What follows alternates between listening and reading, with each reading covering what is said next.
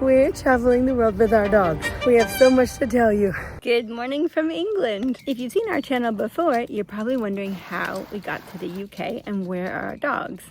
So I'm sitting here racking my brains, trying to figure out how to tell you all this story. We got Bella's in here.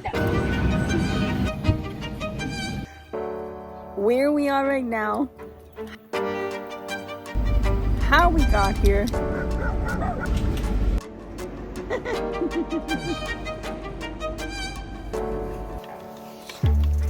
and how the heck we managed to pull this off.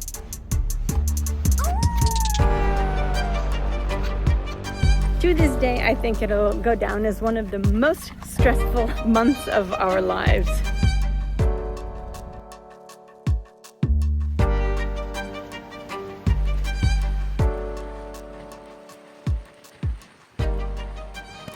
So ever since we bought the sailboat, in fact, ever since we left Costa Rica back in 2022, our long-term goal has always been to get ourselves and our pod crew to Europe. Let's just say the last 4 years were an experiment in seeing if we were going to be able to manage to cross the Atlantic in a sailboat. Now, I can't speak for the dogs because they have all done great, and we love gung-holing, as they call it, where we can sail during the day, tuck in and anchor at night, spend days and days on deserted islands, and really only moving when the weather suits us. But that is not what you get when you cross oceans. We had started to suspect on some of our overnight passages that we might not be up for the crossing of the Atlantic, but a few crazy storms we got into just off the coast of Mexico 100% confirmed it for us. And so it was official. We were going to need to come up with a new plan to get ourselves to Europe. Long story long, we realized that the discomfort of a long flight for the dogs was going to be far less uncomfortable than a long passage. New country for the doggies? Belize! We made it. We're at Monkey Cay. It's beautiful. It's bittersweet when you know that you're going to miss something, that you're giving up for something else. We had really interesting weather as we headed north through Belize, with some days just as calm as can be, and other days where we had to find shelter, grab a mooring ball, and wait out the crazy northerlies. Sometimes we take for granted, I think, how incredible it is to live on a sailboat and get to experience such raw beauty. And knowing that we were leaving this life behind for a new life made it all the more bittersweet. I'd say I enjoyed these days more intensely. What do you think, bud? Mario? Both the wonder and appreciation, as well as the looming sense of fear and anxiety.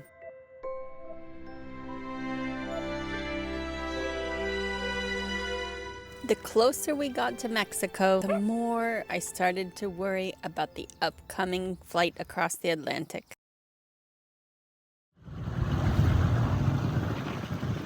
Once we'd finally arrived to Mexico, gotten checked in, and thought maybe we had a minute to take a breather,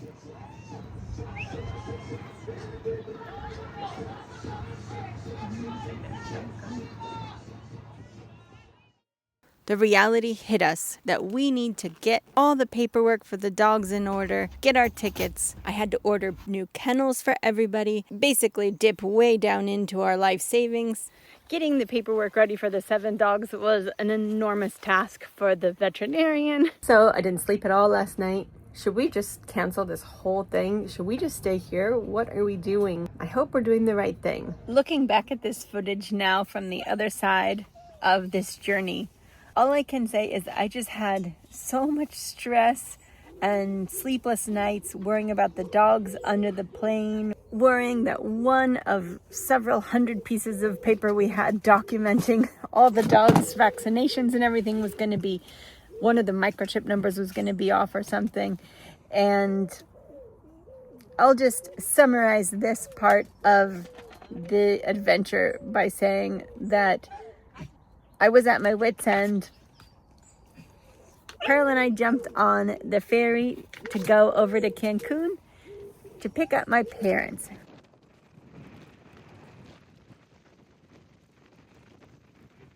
who flew down with my dad's dog, so bringing our total to 4 people and 8 dogs crossing the Atlantic. My parents are arguably the best parents anyone could ever ask for. They came to help us manage this monumental task. We could not have done this chapter without them. To this day, I think it'll go down as one of the most stressful months of our lives. We flew from Mexico. So we had 4 pets in cabin.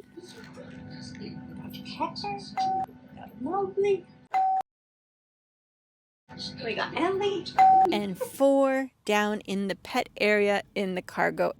I can only imagine what I look like when I got off this plane, running frantically, bawling my eyes out, crying, so excited to see these 4 dogs. And so happy to see that they seemed calm and relaxed and equally excited to see me. Super unfortunately, from a storytelling point of view, at this point we had luggage everywhere, trying to maneuver all these dog kennels between the 4 of us. We had airport staff helping us. The battery on my phone and my camera were completely dead. And we had this huge line forming behind us in the customs of other people trying to get through with their dogs. So footage 0, but dogs that arrived safely to Europe, all 8, and all 4 humans as well, in pretty good spirits, a little exhausted, extremely relieved, I mean thrilled, just beyond words. Then we realized, well, now we've got to figure out what happens now. I was so stressed and so focused and so busy and so worried that something was going to go wrong that I didn't make any real plans for when we got to this side.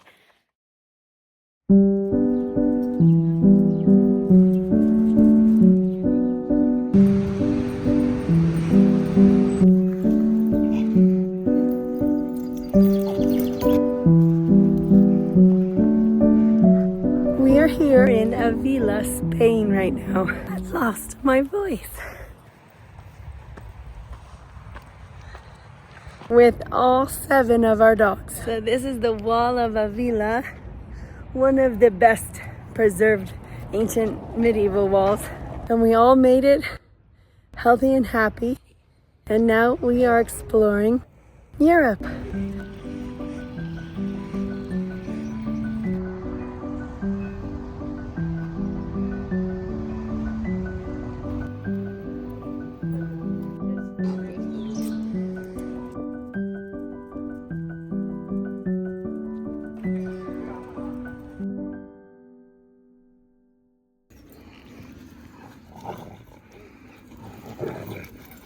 Getting over here was a super huge relief.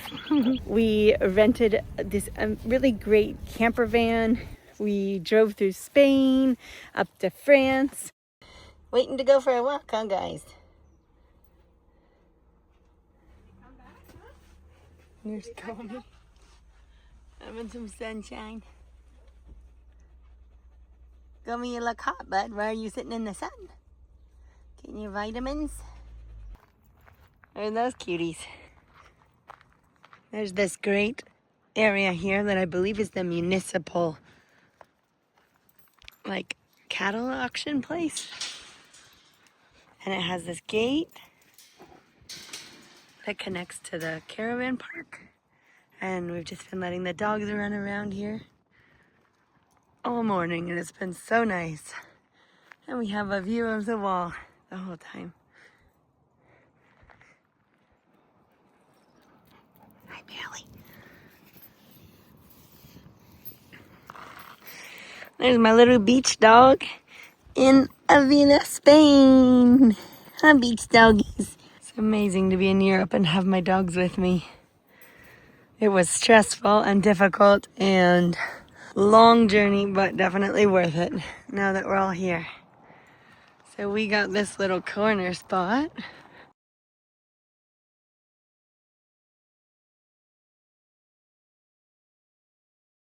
Just so happens that this picnic table fits perfectly like a little doggy door.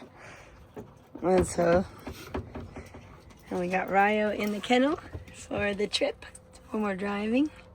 And then the little doggies are gonna go in those kennels and Pearls is in the front. And then just for driving, we have these kiddos back here so they're nice and safe. Got you a water Harini. And then this opens through, we'll open this so they get airflow.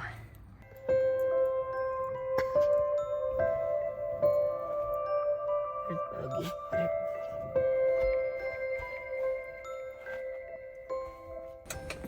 There's Ryo and Pepper and Pearl is in there. And Cody. And then we said, we love this area. Let's go see if we can find something for sale.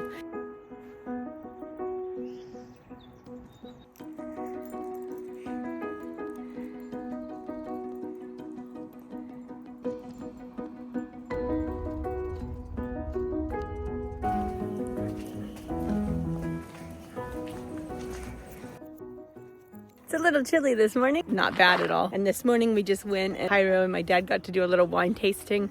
My mom and I are going to be driving, so we just bought some wine for later. But it's a free spot to park. Cost us only the price of a couple bottles of wine that we would have bought anyway. So, oh my gosh, it's just gorgeous. I can't believe what a beautiful experience. This is probably the best we've been to so far. Oh, it's crowded. Hi. We found our dream renovation project in the Burgundy or Bourgogne area of France within a few days of starting to look. It was our third property we'd seen. So we were looking for something inexpensive to fix up. We looked at this one property, but the little piece of land it was on was shared amongst the community. So obviously that wouldn't work for us with the dogs for very long. The next property we saw, it had a gorgeous yard. We just couldn't convince ourselves it was our house. But I saw this one online and I was desperately trying to contact the listing agent. The person was not getting back to me. In fact, never got back to me. But luckily I asked the realtor that was showing us the 76,000 euro house if she knew of this listing. And she said, actually, I know the owner of that house. So when it's meant to be, it's meant to be. And we purchased our stone home here in the French countryside in a gorgeous area. So it's another day and the sun is out. I love living on a sailboat because you're over the water and you can dive in and swim and everything, but you can't walk very far. You can't walk in like a straight direction for very long, obviously, as long as your boat.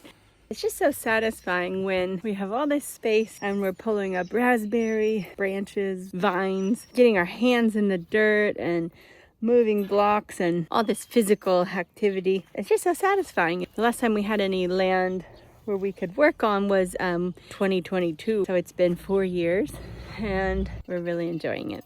So we just spent the last couple months getting settled in, starting to take a look at what our project is going to entail when our time in the Schengen visa ran out. We had not yet had a chance to apply for our visas to stay longer in the Schengen zone than the allotted 90 days out of 180. We needed to get all 7 of the dogs and ourselves out of the Schengen zone.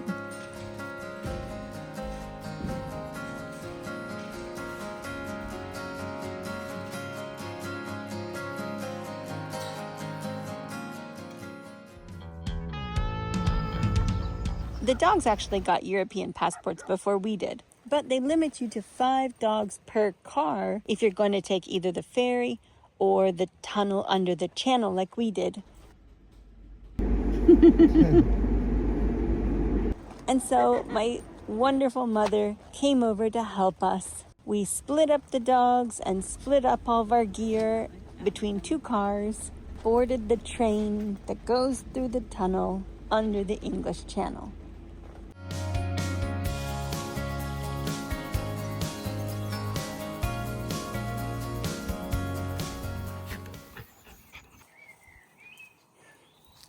Basically, our schedule is walk the dogs, have some lunch, walk the dogs.